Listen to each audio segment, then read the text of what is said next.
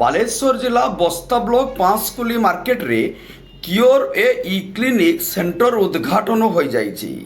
Circle head Satyajit ଦାସଙ୍କ ପ୍ରତ୍ୟକ୍ଷ ତତ୍ତ୍ୱାବଧାନରେ ପାଉଁଶକୁଲି ପଞ୍ଚାୟତର ସରପଞ୍ଚ ବିନ୍ଦୁବାଳା ସେନାପତି ଫିତା କାଟି ଶୁଭ ଉଦ୍ଘାଟନ କରିଛନ୍ତି।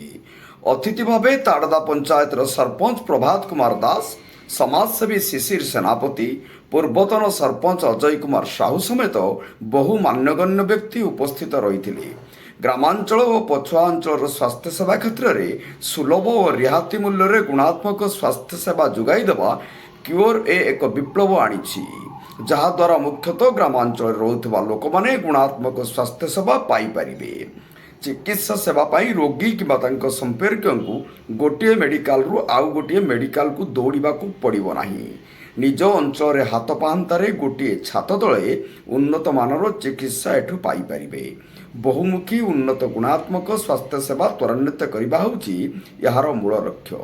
ଏହି ଅବସରରେ କ୍ୟୁଓର ଏ ପକ୍ଷରୁ ସମସ୍ତ କର୍ମକର୍ତ୍ତା ଉପସ୍ଥିତ ରହି ମାଗଣା ପ୍ରାଥମିକ ସ୍ୱାସ୍ଥ୍ୟସେବା ପ୍ରଦାନ କରିଥିବା ବେଳେ ଫାର୍ମାସିଷ୍ଟ ରାଜଶ୍ରୀ ସେନାପତି ଧନ୍ୟବାଦ ଅର୍ପଣ କରିଥିଲେ। ବସ୍ତାରୁ ଶିରିଷ ମହାନ୍ତିଙ୍କ ରିପୋର୍ଟ, ଜନତା ଏକ୍ସପ୍ରେସ।